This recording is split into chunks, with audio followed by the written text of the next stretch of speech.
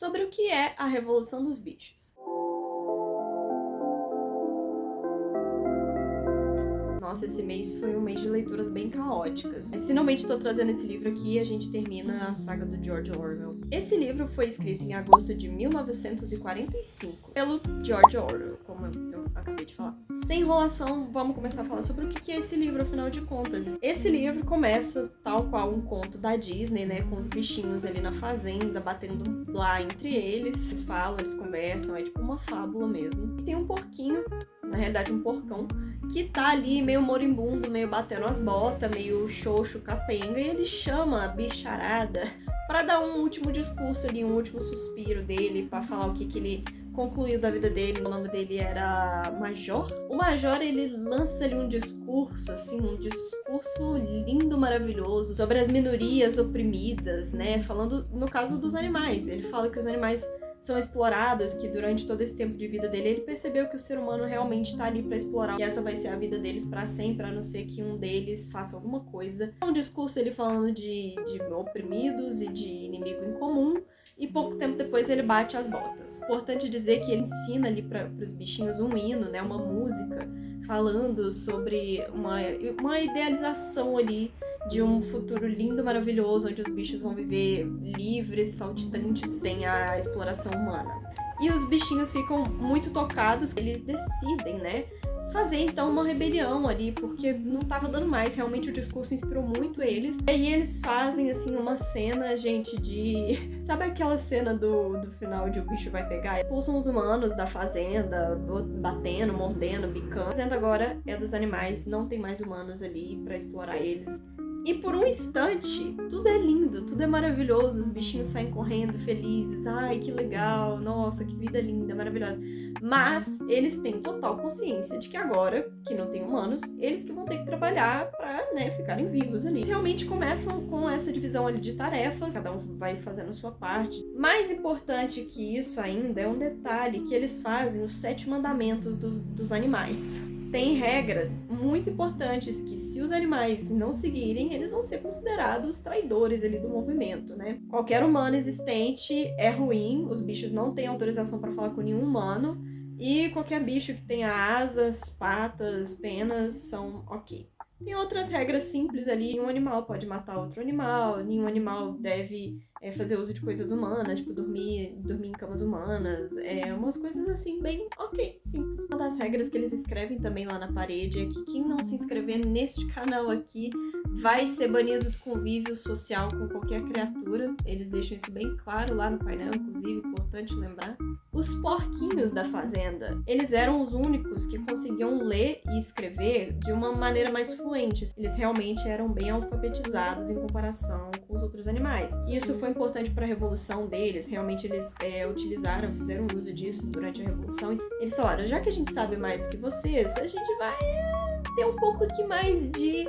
né, a gente vai dar umas ordens um pouco mais do que o resto de vocês, porque afinal a gente sabe o que tá escrito, o que vai escrever, o que entende. Não só isso, a gente também vai alfabetizar vocês. E aí eles começam a alfabetizar todos os bichinhos, alguns conseguem mais, outros menos, mas de certa forma todos eles conseguem ler. E aí começa o discurso do porquinho aqui que tá mandando, né, que é o queridíssimo Napoleão. Napoleão começa com um discurso muito, muito curioso, que ele começa com umas coisas tipo, não, gente, vocês não sabem o quão difícil é a liderança, eu tô fazendo tudo isso por vocês, não precisam se preocupar. Ele pega uns cachorrinhos ali pra ficar do lado dele, que viram cães de guarda. Então, em determinado momento, é um pouco difícil você entrar em contato com ele, porque ele tem uma matilha de cachorros que ficam seguindo ele pra lá e pra cá, e se você aumentar o seu tom de voz pra falar com ele, os cachorros te avançam e você basicamente morre. Mas até aqui tava tudo bem, sabe? Os porquinhos, eles estavam tendo um pouco ali mais de regalias, mas eles tinham direito, porque eles que planejaram a evolução, eles que sabiam ler e tudo e tal. Até que começa a faltar algumas coisas ali na fazenda que os animais não conseguem produzir. Só os homens conseguem produzir, só os humanos conseguem produzir. E aí os porquinhos de repente falam, poxa, então vamos começar a negociar com os humanos. O que a gente tem para negociar? E aí eles começam a negociar com os humanos. explorando os animais. A gente precisa de prego, então galinhas, botem, porque aí a gente vai trocar ovos com os humanos. Mas peraí, uma das regras era que a gente não podia entrar em contato com os humanos?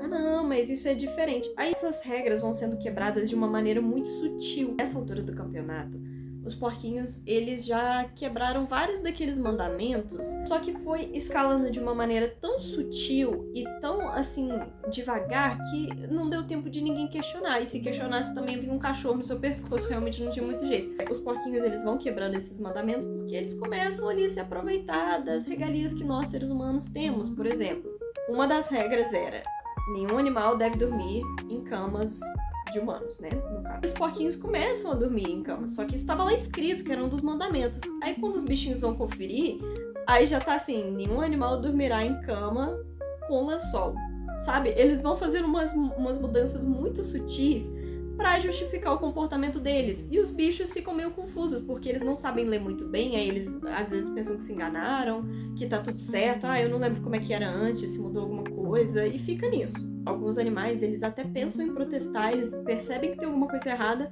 só que eles não sabem muito bem que argumento eles usam, e eles sabem muito bem que se eles argumentarem qualquer coisa, vai vir um cachorro pra cima deles. É importante lembrar dos cachorros. Os cachorros fazem ronda, eles fazem um rolê ali. Cada vez mais, o porquinho lá, Napoleão, ele vai sentindo liberdade pra explorar os bichos, e começa todo um sistema de repressão, assassinatos.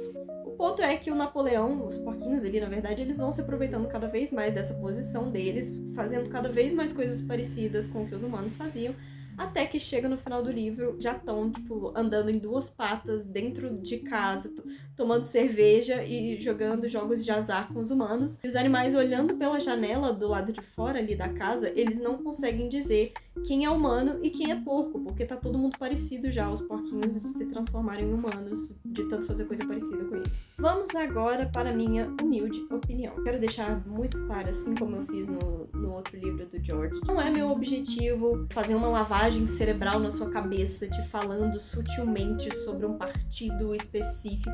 Eu tô aqui para analisar o livro, a escrita, a ideia, o autor. Eu não venho aqui com discurso político nenhum. Como eu já disse várias vezes, o meu canal tem o objetivo de te incentivar a ler. Eu apoio você ler esse livro para você tirar suas próprias conclusões, para você entender, para você ver sobre o que ele fala, para você, sabe, interpretar por si mesmo. Dito isso, vamos começar. A parte que eu mais gostei nesse livro, tipo, disparado é a melhor parte, é esse ponto de que eles pegam ideias muito complexas, né, de exploração ali, de autoritarismo, e eles transformam em uma coisa muito simples que dá pra qualquer um entender. Isso é muito legal, parece realmente que você tá, assim, vendo um filme da Disney, lendo uma fábula. E eu acho isso muito legal, porque quando o livro ele tem, assim, uma proposta de algum tema mais complexo, a gente fica com um pouco de receio de não entender totalmente o que ele fala, sabe? De não entender a escrita dele, de ser realmente uma leitura cansativa, muito difícil.